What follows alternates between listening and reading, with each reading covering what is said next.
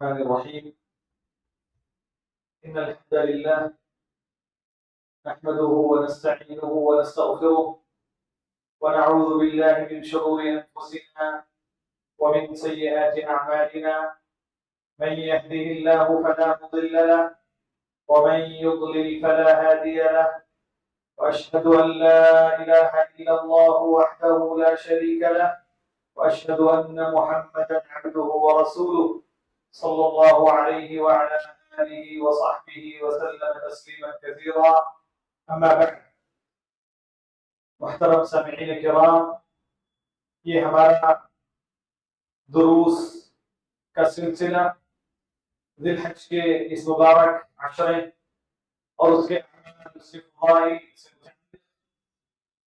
اب ہم گزشتہ دنوں سے قربانی اور اس کے مسائل اور احکام لوگوں کے سامنے بیان کر رہے ہیں. گزشتہ درس میں ہم نے قربانی کے شروط آپ لوگوں کے سامنے بیان کیے.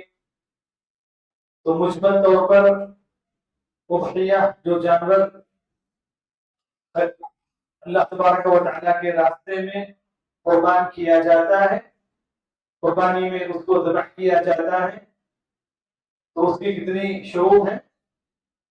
5 شرطیں ہم نے بیان کی. تو کیا کیا ہیں شرطیں، یہ آپ لوگوں کو معلوم ہو گیا. اس کے بعد کا جو ایک مسئلہ ہے ہمارے ساتھ، جو آج انشاءاللہ ہم دیکھیں گے، اور اس کے بعد اور چند مسائل، وہ یہ کہ ہم نے شروط میں سے یہ ذکر کیا کہ یہ جانور کا عیب سے پاک ہونا یہ ایک اہم شرط ہے. ان کے اندر جو عیب ہم نے بیان کی، نبی کریم صلی اللہ علیہ وسلم کی حدیث میں وارد ہے، اگر ان میں سے کوئی ایک عیب بھی واضح طور پر پایا جائے کہ دیکھنے سے نظر آئے، تو وہ جانور نہیں کیا جائے گا، اس کو قربانی میں پیش نہیں کیا جائے گا. اچھا، اگر کوئی قربانی کا جانور خرید لے اور وہ شرائط کے ساتھ موجود رہے اور عیوب سے پاک رہے، کوئی عیب نہیں تھا، جب آپ نے اس جانور کو خریدا تو اس کے اندر کوئی عیب نہیں تھا، تو اب اس کے بعد اگر کوئی عیب پیدا ہوا، یعنی اس کے بعد اس کے اندر کوئی عیب ان میں سے پیدا ہوا، مثلا یہ کہ جو ہے وہ جانور کہیں سے گر گیا اور اس کا پیر مثلا جو ہے ٹوٹ گیا، یا اسی طریقے سے اس کی سینگیں مثلا جو ہے کٹ گئی، یا اسی طریقے سے کسی جانور نے اس پر حملہ کیا، یعنی کوئی عیب اس کے اندر پیدا ہوا جو اجزاء کے لیے مانع ہے، وہ جب ان عیوب کے ساتھ اس جانور کو ذبح نہیں کیا جائے. ٹھیک ہے، تو اب کیا حکم ہے اس کا؟ کیا حکم ہے؟ کیا یہ جانور ذبح کیا جائے گا یا نہیں کیا جائے گا؟ اسی طریقے سے لینے کے بعد بالکل کمزور ہو جائے، اچھا تھا، موٹا تھا، اگر آپ نے خریدا پھر چند دنوں میں وہ جو ہے بالکل کمزور ہو گیا، تو اب کیا کریں گے؟ تب اس مسئلے میں علماء کرام کے درمیان دو قول ہیں. پہلا قول یہ ہے کہ نہیں، یہ جانور جو اس کے اندر اب یہ پیدا ہو چکا ہے اور یہ اجزاء کے لیے مانع ہے، اس کے ساتھ اس جانور کی قربانی نہیں ہو سکتی، تو اس لیے بعض علماء کرام نے کہا کہ اس کا وہ جانور اب قربانی میں نہیں دیا جائے گا، بلکہ اس جانور کا جو بدل ہے، نیا جانور آپ کو خریدنا پڑے گا، نیا جانور آپ کو خریدنا پڑے گا اور اس کو ذبح کرنا پڑے گا. یہ ایک قول ہے علماء کرام کا. دوسرا قول کیا ہے؟ دوسرا قول یہ ہے کہ انہوں نے کہا کہ اس کا ذبح کرنا جائز، اس کا ذبح کرنا جائز ہے، اور یہ کافی ہے، بدل اس کا ذبح کرنے کی ضرورت نہیں ہے، نیا جانور خریدنے کی ضرورت نہیں ہے. کیوں؟ انہوں نے کہا کہ اس لیے کہ یہ جانور آپ نے خرید لیا، یعنی خریدتے وقت یا خریدنے سے پہلے اس کے اندر یہ موجود نہیں تھا، یہ عیب आने के बाद यहाँ पर पैदा हुआ है, तो इसलिए उन्होंने कहा कि ये आप ज़बह कर सकते हैं। उसकी दलील क्या है? एक हदीस है जिसको इमाम अहमद ने और इमाम बैहक़ी ने रिवायत किया है। अबू सईद रज़ियल्लाहु तआला अन्हु कहते हैं कि इश्तरैतु कब्शन उज़ही बी, मैंने अल्लाह के रसूल सल्लल्लाहु अलैहि वसल्लम के ज़माने में एक बकरा मैंने खरीदा कुर्बानी के लिए, उसको कुर्बानी में ज़बह करने के लिए। फ़अद अज़्ज़िबु फ़अख़ज़ अल्यतहु, अचानक रात में क्या हुआ, एक दिन भेड़िया आया और उसने उसको पकड़ लिया, जानवर को, बकरे को उसने आके पकड़ लिया, यहाँ तक कि वो जाने तक, यानी उसको रोकने तक उसने हमला करके थोड़ा हिस्सा बकरे का निकाल लिया उसने। बकरे का जो पीछे का हिस्सा होता है, रान का या पीछे की तरफ का हिस्सा, उसने हमला करके वो कतर के जो है वो ले गया, उसको उसने पकड़ लिया और जो ले गया। अबू सईद कहते हैं कि फसअलतु नबी सल्लल्लाहु अलैहि वसल्लम, मैंने अल्लाह के रसूल सल्लल्लाहु अलैहि वसल्लम से इसके बारे में सवाल किया, तो आप सल्लल्लाहु अलैहि वसल्लम ने कहा कि ضحي बिही, कि उसकी कुर्बानी कर दो, उसकी कुर्बानी कर दो। तो ये इन इल्म किराम की, इन उलमा किराम की दलील है जिन्होंने कहा कि ये जानवर कुर्बान किया जा सकता है, इसको ज़बह किया जा सकता है। तो अब यहाँ पर यही कौल ज्यादा सही है कि उस जानवर को जिसको आपने खरीद लिया, खरीदने के बाद उसके अंदर ये आइब पैदा हुआ, और इसके अंदर अहम चीज ये है कि इस आइब के अंदर आपकी तफरीत ना हो, इस आइब के अंदर आपकी तफरीत ना हो। मसलन आदमी ने जानवर खरीदा और किसी छोड़ दिया, कोई परवाह नहीं, कोई फिक्र नहीं, उसके चारे का ख्याल नहीं, उसकी निगरानी और उसे उसकी हिफाजत का कोई ख्याल नहीं, उसकी कोई परवाह नहीं। अगर किसी तफरीत की वजह से, किसी तफसीर की वजह से अगर हुआ है तो उसका बदल देना पड़ेगा, उसका बदल खरीद कर ज़बह करना पड़ेगा। नहीं, हमने पूरा एहतियात किया, हमने पूरी उसकी हिफाजत की, हमने उसको खिलाया पिलाया, उसकी निगहदाश्त सब कुछ किया, और जो हुआ वो मतलब उस पर हमारी कोई ये नहीं थी, अचानक ये चीज हो गई हमने, तो इस तरीके से अगर है तो कोई हर्ज नहीं है, उसको ज़बह किया जा सकता है, उसको ज़बह किया जा सकता है। और फिर इसी तरीके से मसलन कभी कभी ज़बह करते वक्त भी क्या होता है, यानी बकरे की हरकत की वजह से, उसके भागने करने की वजह से उसको नुकसान पहुंचता है, कभी वो गिर जाता है, या इसी तरीके से चाकू उसके आंख पर लग जाती है, बहुत सारी चीजें उस वक्त भी पैदा हो सकती हैं, पैदा होती हैं। तो ये भी कोई हर्ज नहीं है, क्योंकि ये ज़बह के सबब से पैदा हुआ है, ये ज़बह के सबब से पैदा हुआ है, तो इसलिए ये आइब यानी उसका एतबार नहीं किया जाएगा, बल्कि उसको ज़बह किया जाएगा, उस जानवर को इस हालत में ज़बह किया जाएगा। ये पहला मसला है, ये पहला मसला है। दूसरा मसला कि कुर्बानी के जो जानवर है, हमने कहा कि ये जानवर बहीमतुल अनआम में से होना चाहिए, ऊंट या गाय या बकरी। अब इसके अंदर किसकी कुर्बानी कैसे होगी? तो पहली चीज ये है कि बकरे की जो कुर्बानी है, तो ये एक घर वालों की तरफ से काफी है, एक घर वालों की तरफ से एक बकरा ज़बह किया जाए, ये काफी है। यानी ऐसा जरूरी नहीं कि घर वाले के एक एक फर्द की तरफ से एक एक जानवर ज़बह किया जाए, या जैसा कि बाज़ लोग करते हैं, एक साल एक इंसान की तरफ से, दूसरे साल और एक की तरफ से, तीसरे साल और एक की तरफ से, घर में जितने अफराद हैं तो उस तरीके से एक एक साल फुला फुला फुला करके जो करते हैं, उसकी सब कोई जरूरत नहीं है। अल्हम्दुलिल्लाह एक बकरा, उसके अंदर आप अजर में सारे लोगों को शरीक कर सकते हैं। तो एक बकरे में सारे घर वालों की कुर्बानी हो जाएगी, और ये कुर्बानी का शिआर अदा हो जाएगा, कुर्बानी का शिआर अदा हो जाएगा।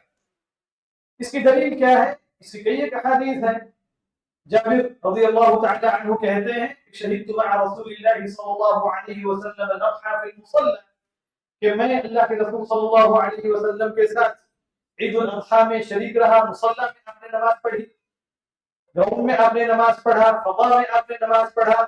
فلما قضى خطبته نزل من منبره، جب اللہ کے رسول صلی اللہ علیہ وسلم خطبے سے فارغ ہوئے اور آپ منبر سے اترے، وَأُتِيَ بِكَبْشٍ تو ایک بکرا لایا گیا، فذبحه رسول اللہ صلی اللہ علیہ وسلم بِيَدِهِ تو آپ نے اپنے مبارک ہاتھوں سے اسے ذبح فرمایا. آپ نے اس بکرے کو ذبح کیا، وقال بسم اللہ واللہ اکبر، اور آپ نے ذبح کرنے سے پہلے کیا دعا پڑھی؟ آپ نے کہا بسم اللہ واللہ اکبر. پھر آپ نے کیا کہا؟ هذا عني وعمن لم يضح من امتی. آپ نے کیا فرمایا؟ هذا عني وعمن لم يضح من امتی کہ اللہ تعالی یہ میری طرف سے، یہ جانور میری طرف سے اور میری امت کے ان لوگوں کی طرف سے جنہوں نے قربانی نہیں کی، جنہوں نے قربانی نہیں کیا، یہ ان کی طرف سے. تو آپ صلی اللہ علیہ وسلم نے ایک ہی جانور کے اندر کئی لوگوں کو آپ نے کیا کیا؟ شمار کر لیا، کئی لوگوں کو آپ نے داخل کر لیا. تو اس سے معلوم یہ ہوا کہ ایک گھر والوں کی طرف سے ایک قربانی جائز ہے، چاہے وہ یعنی بکرا ہو یا گائے ہو یا اونٹ ہو. تو یہ جو ہے جائز ہے کہ ایک گھر کی طرف سے ایک جانور کو ذبح کیا جائے. اور پھر اس سلسلے میں اور بھی دوسری حدیثیں ہیں کہ آپ صلی اللہ علیہ وسلم نے اپنے گھر والوں کی طرف سے ایک جانور آپ نے ذبح کیا. تو اب قربانی کرنے والا تو ایک ہے، قربانی کا جانور جو خریدنے والا ہے، مثلا وہ گھر میں ایک فرد ہے، مثلا جو ہے باپ ہے یا جو ہے بیٹا ہے یا فلاں ہے، سب ایک جگہ ہے، سب مل کر ہے اور سب کا کھانا ایک ہے، سب کا مطبخ ایک ہے، سب کے پکانے کھانے کی جگہ سب ایک، سب مل کر جو ہے رہتے ہیں. تو اگر ایسا ہے تو ان کی طرف سے ایک جانور کافی ہے. اور جو جس نے خریدا وہ جو ہے ذبح کریں گے یا وہ ان کی طرف سے وہ ذبح ہوگا، مگر سارے لوگ اجر میں شریک ہوں گے، اس کا اجر سب کو حاصل ہوگا. جہاں خریدنے والے کو ذبح کرنے والے کو حاصل ہوگا، وہیں پر اس کے گھر کے سارے افراد کو اور جس کو بھی وہ شامل کرے ان سب کو وہ اجر حاصل ہوگا. تو یہ پہلی چیز ہے. اچھا کہ عدد گھر والوں کا کتنا بڑا ہی کیوں نہ ہو، گھر کے افراد کی تعداد کتنی زیادہ ہی، 10 ہے، 15 ہے، 20 ہے، مثلا کوئی حرج نہیں. تو ایک جانور یا ایک بکرا ایک گھر والوں کی طرف سے کافی ہے، وہ جو ہے کافی ہے. اب دوسرا اونٹ اور گائے. اونٹ اور گائے اس کے اندر 7 لوگ شریک ہو سکتے ہیں، اس کے اندر 7 لوگ شریک ہو سکتے ہیں. اونٹ کے اندر بھی 7 لوگ شریک ہو سکتے ہیں اور گائے کے اندر بھی 7 لوگ شریک ہو سکتے ہیں. بعض احادیث کے اندر یہ ہے کہ اللہ کے رسول صلی اللہ علیہ وسلم کے زمانے میں 10 افراد اونٹ کے اندر شریک ہوئے، مگر یہ صحیح نہیں ہے. یہ حدیث جو ہے اس پر جو مقال ہے، مگر علماء کرام، جمہور علماء کرام نے اس حدیث کو انہوں نے کہا کہ یہ وہم ہے، تو اس لیے انہوں نے دوسری جو روایت ہے جس میں 7 کا ذکر ہے اس پر انہوں نے اتفاق کیا. اکثر اہل علم کا یہی جو ہے قول ہے، اکثر اہل علم کا یہی قول ہے. تو گائے کے اندر اور اونٹ کے اندر 7 افراد شریک ہو سکتے ہیں، مگر بکرے میں 7 افراد شریک ہو سکتے ہیں نہیں ہو سکتے ہیں؟ یعنی جانور ایک ہی شخص خریدے گا، مطلب ایسا نہیں کہ جو ہے میں اور فلان اور اس طریقے سے کہ جو ہے اس میں 7 افراد شریک ہو یا 3 افراد شریک ہو یا 2 افراد شریک ہو، یعنی ہر ایک کو اس کا حصہ الگ الگ کر کے جو تقسیم کر دیا جائے، ایسا نہیں ہوگا. گائے کے بکرے کے اندر دودھ یہ الگ مسئلہ ہے کہ مثلا گھر کے اندر कई एक अपराध हैं, तो बाप ने कहा कि मैं इसमें इतना जो है पैसा डालता हूँ, और आपने कहा कि बच्चे ने कहा मेरे पास इतना है, तो आप सबने मिलकर एक जानवर खरीदा, तो ये शरीक हो गए। मगर कुर्बानी यानी ये चूंकि आप सबका है, तो उसमें ये जानवर कुर्बान किया जाएगा, मगर इससे इसके 7 हिस्सों के तौर पर या 3 हिस्सों के तौर पर बकरे के अंदर नहीं किया जाएगा, बकरों के अंदर नहीं किया जाएगा। तो गाय और ऊंट के अंदर भी 7 हिस्से किए जाएंगे। जाबिर रज़ियल्लाहु तआला अन्हु कहते हैं कि नहरना मअ नबी सल्लल्लाहु अलैहि वसल्लम अमल हुदैबियती अल-बुदनता अन 7 वल बकरता अन 7। वो कहते हैं कि हमने अल्लाह के रसूल सल्लल्लाहु अलैहि वसल्लम के साथ हुदैबिया में हमने ऊंट को 7 लोगों की तरफ से और गाय को 7 लोगों की तरफ से हमने, 7 लोग हम शरीक हुए उसके अंदर, 7 लोग हम शरीक हुए।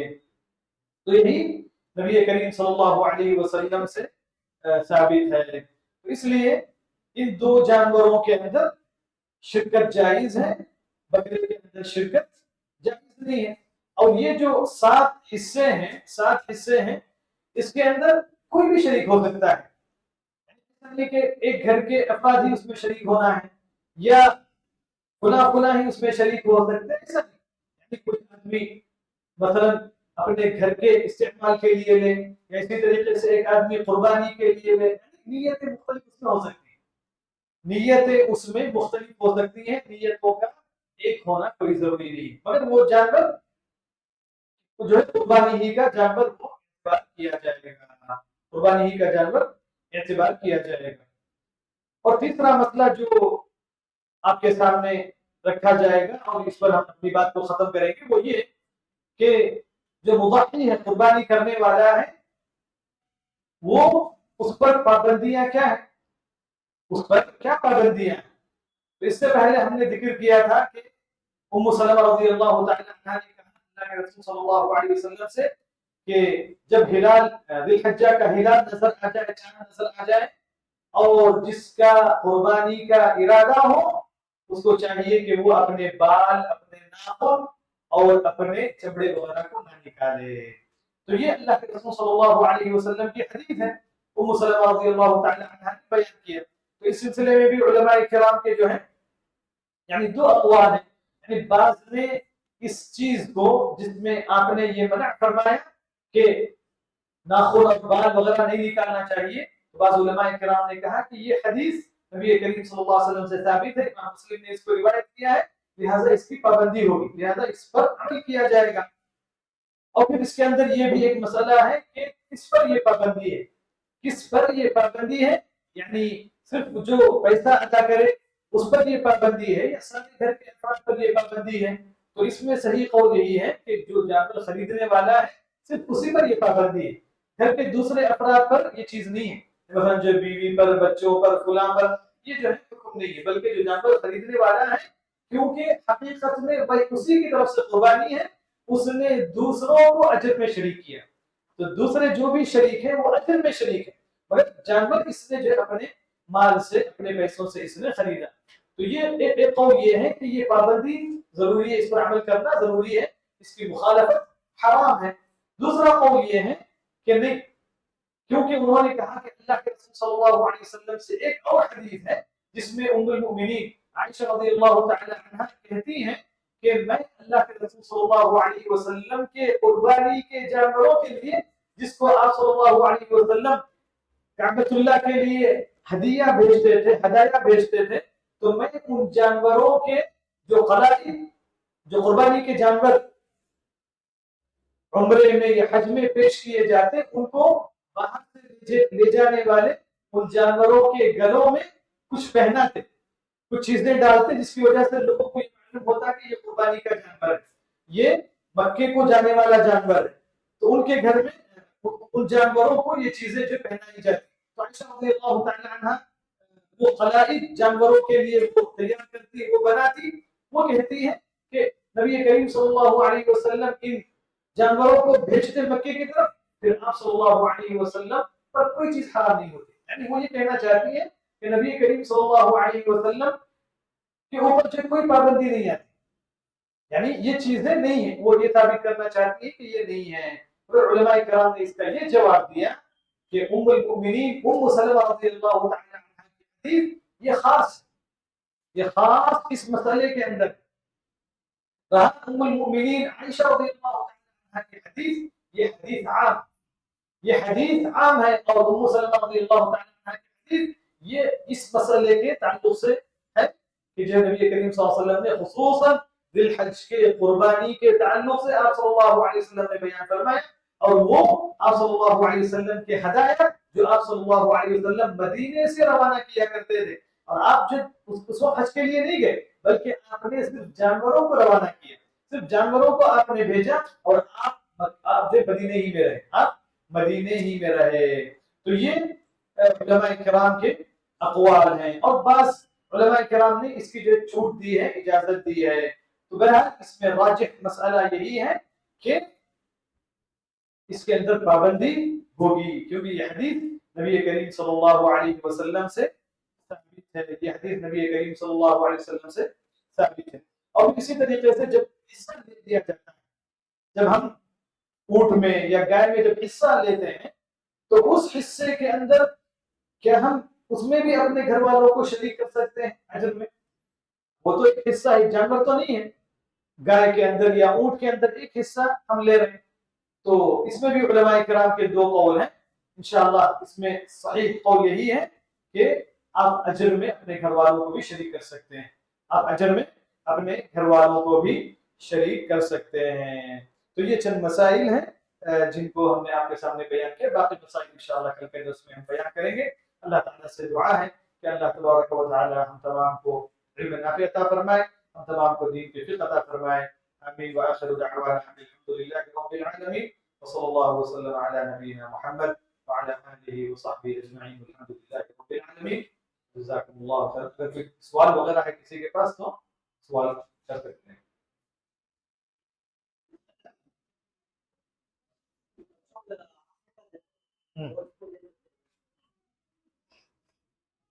ये मसला जो है इसमें चूंकि अकीका एक अलग चीज है और उज़हिया एक अलग चीज। कुर्बानी जो यौमुन नहर के दिन होती है, ईद के दिन जो कुर्बानी होती है, ये अकीके से मुख्तलिफ है। इसका सबब और उसका सबब दोनों अलग अलग है।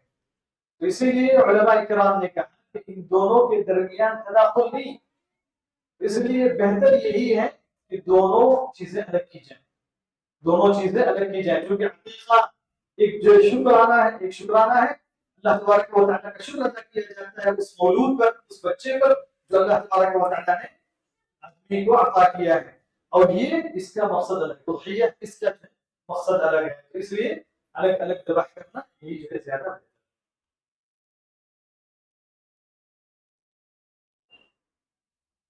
सवाल। सुब्हानक अल्लाहुम्मा व बिहम्दिक, नशहदु अन ला इलाहा इल्ला अंत, नस्तगफिरुका व नतूबु इलैक।